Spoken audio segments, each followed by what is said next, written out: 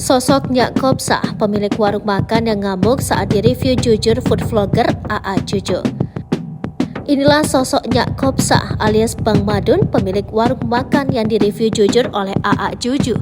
Nyak Kopsa diketahui merupakan pemilik warung makan Bang Madun Nyak Kopsa di kawasan Tangerang. Dalam warung makan tersebut, Bang Madun atau Nyak Kopsa menawarkan menu khas Betawi. Nama Nyak Kopsa atau Bang Madun menjadi sorotan lantaran gambuk tak terima dikritik oleh AA Juju selaku food vlogger. Selain itu, Nyak Kopsa mengelak bahwa tidak mungkin jika pegawainya memberikan kantong kresek untuk membungkus makanan.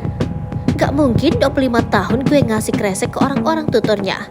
Lebih lanjut, Nyak Kopsa juga meminta agar food vlogger yang mengulas makanan untuk konfirmasi terlebih dahulu kepadanya. Sementara itu, lewat video di TikToknya Makan Lur, AA Juju menceritakan ketidaknyamanannya saat makan di warung makan milik Nyak Kopsa. Dimulai dari aroma tak sedap dari kali yang bersebelahan dengan warung tersebut. Saat masuk di warung tersebut, ia melihat sejumlah sampah tisu bekas pengunjung yang berserakan. Selain itu, suasana warung makan yang tampak berantakan dan kotor. Tak hanya itu, harga makanannya terbilang mahal, seperti telur dadar yang dibanderol dengan harga Rp65.000. Dalam videonya, AA Juju pun sempat mengungkapkan jika ia mendadak kehilangan selera untuk makan di warung Nyak Kopsa ini karena bau kali yang tidak sedap. Di sisi lain, food vlogger ini juga mengunggah saat dirinya diberi kantong kresek. Kresek tersebut diberikan pihak warung setelah dirinya meminta membungkus makanan yang tidak habis.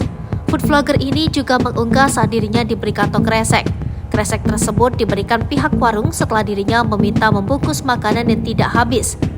Ini disuruh abangnya bungkus sendiri, kata AA Juju. Meski demikian, soal review makanan, AA Juju mengakui kalau makanan yang dipesannya enak-enak. Ia pun memberikan rating 8/10 dari deretan makanan yang dipesannya.